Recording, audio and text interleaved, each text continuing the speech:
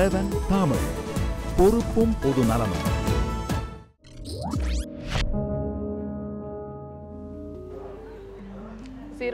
Zero ஆர்க்கு மீண்டும் வரவேற்கிறோம். பனிமலர், இதை தொடர்ந்து நம்ம இப்போ சர்வதேச அளவில் ஒரு முக்கியமான விஷயத்தை வந்து நம்ம டெல்லி ஒரு இடத்துல வந்து பங்கு வகிச்சிருக்கு. அந்த விஷயத்தை இப்போ முதல்ல நம்ம பார்க்கலாம். நிச்சயமா, அதாவது பொது போக்குவரத்தை பயன்படுத்துறது அப்படிங்கிற ஒரு விஷயத்தை எடுத்துக்கிட்டோம்னா அதுலேயுமே பெண்கள் பலவிதமான பிரச்சனைகளை அனுபவிச்சுக்கிட்டு இருக்காங்க. அந்த பொது போக்குவரத்தை பயன்படுத்துறதுல எவ்வளவு பாதுகாப்பாக தலைநகரங்கள் இருக்குது அப்படின்னு தாம்சன் ராய்ட்டர்ஸ் நிறுவனம் ஒரு ஆய்வு நடத்துச்சு. அதில் டெல்லியும் இடம்பெற்றிருக்கு. அந்த ஆய்வின் முடிவுகளை நம்ம இப்போ பார்க்கலாம். உலகின் 16 தலைநகரங்களில் இந்த ஆய்வை எடுத்திருக்காங்க பெண்களுடைய பாதுகாப்பு பற்றி.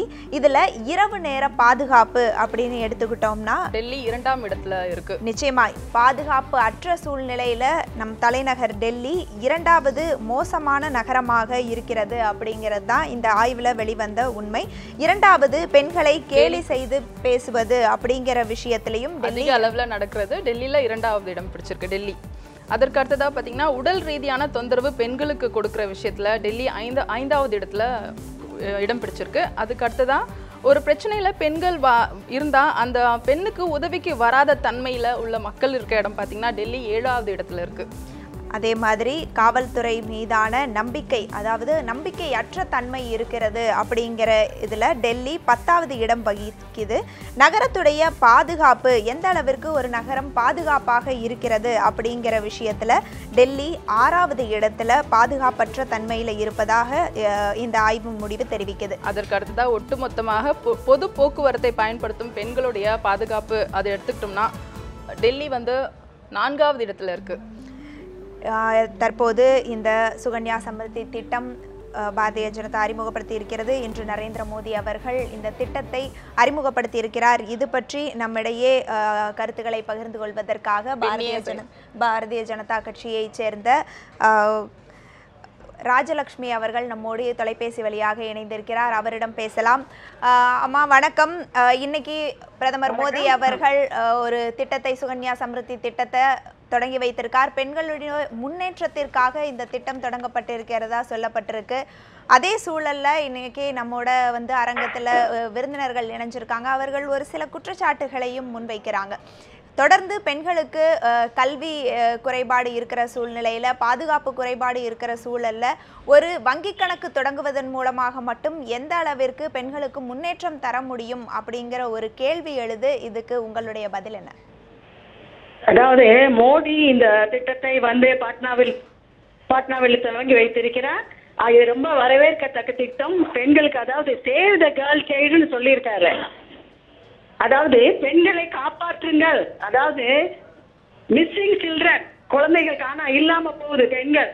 எங்க பார்த்தாலும் பெண்களோட ரேஷியோ குறைஞ்சிட்டு இருக்கு. 857 1000க்கு 800 840 இந்த மாதிரி இருந்ததுன்னா பெரிய வன்முறைகளுக்கு இதெல்லாம் வித்துடுகிறது, பெண்களுக்கு எதிரான வன்முறைக்கு. ஆகையினால் இந்த பெண்களை காப்பாற்றுங்கள், பெண்களுக்கு உதவுங்கள். பெண்களுக்கு வங்கி திட்டம் கொடுத்தால் பண பாதுகாப்பு, கல்வி பாதுகாப்பு ஆகியவை கொடுக்கப்பட்டால் பெண்களை கருவிலே அரிக்கும் கொடுமை வந்து நிகழாது, பெண்களை புறக்கணிக்கும் கொடுமை நிகழாது. இது விமன் எம்பவர்மெண்ட்டுக்கு மிக முக்கியமான அடிவாக இருக்கும் என்பது பாரதிய ஜனதா கட்சியின் சின்னம். இதை மோடி வலியுறுத்தி வருகிறார், மோடி செய்கிறார். ஆகையினால் பெண்களின் பாதுகாப்பிற்கும் இது உதவும், பெண்களின் மேம்பாட்டுக்கும் உதவும், பெண்களின் பொருளாதார ரீதியாக பெண்கள் உதவும். எஸ்சி குரூப் ஆகிய குரூப்புகள், அதாவது பெண்களிடம் குழுக்களை ஆரம்பிப்பதற்கு இந்த வங்கி திட்டங்கள் மிகவும் உறுதுணையாக இருக்கும். மானியங்கள் பெண்களை கொண்டு சென்று சேர்வதற்கும் இது வழிவகுக்கும். ஆகையினால் இது நிறைய வழிகளில் இது பெண்களை மேம்படுத்தும், பெண்களுக்கு உதவும், பெண்களுக்கு வழிகாட்டுதலாக இருக்கும். நாம் தமிழ்நாட்டை வைத்து எல்லா இடங்களையும் சொல்ல முடியாது. தமிழ்நாட்டில் பெண்களின் சுய உதவி குழுக்கள், பெண்கள் எம்பவர்மெண்ட் நன்றாகவே இருக்கிறது. ஆனால் இந்தியா முழுவதும் இந்த நிலைமை இல்லை. இதை மோடி எல்லா மாநிலங்களுக்கும், நீங்க பிமாறு மாநிலங்கள், பீகார், உத்தரப்பிரதேஷ், மத்திய பிரதேஷ் இவர்கள் எல்லாம் பார்த்தீர்கள் என்றால் பெண்களுக்கு இன்னும் அடிப்படை கல்வி இல்லை, கல்வி விகிதம் மிகவும் குறைவாக இருக்கிறது, அவர்களுடைய படிப்பறிவு குறைவாக இருக்கிறது, வேலைக்கு செல்லும் ரேஷியோ குறைவாக இருக்கிறது. இன்றைக்கு நீங்க சமுதாயத்தில் பார்த்தால் வேலைக்கு செல்லும் பெண்களுக்கு அவர்களுடைய சம்பாத்தியத்தை அவர்கள் வைத்திருக்கவும் ஒரு நிலைமை இல்லை. இந்த வங்கி கணக்குகள் அதற்கு உதவி செய்யும். அதற்குமே ஏடிஎம் கார்டுகளை கணவர்கள் பதித்து வைத்துக் கொண்டால் என்ன செய்வது என்ற கேள்வி எழலாம்.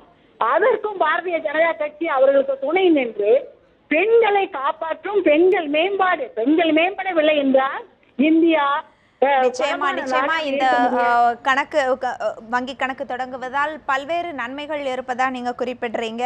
இத பல்வேறு விதமான பாதுகாப்பு இருக்கு அப்படின்னு சொல்றாங்க. இல்ல எனக்கு ரொம்ப வேடிக்கையா இருக்கு. அம்மா ராஜலட்சுமி எனக்கு ரொம்ப நல்ல நெருக்கமானவங்க கூட. அவங்க எனக்கு ரொம்ப வேடிக்கையான விஷயமா இருக்கு அவங்க பேசினது எல்லாமே. இன்னும் குறிப்பாக மோடி அவர்கள் ஆட்சிக்கு வந்த பிறகு பெண்களினுடைய பொருளாதாரம் பெரிய அளவில் வீழ்ச்சியை நோக்கி போயிருக்கு. நீங்க பார்த்தீங்கன்னா 100 நாள் வேலைவாய்ப்பு திட்டம் என்று ஒன்று இருந்தது.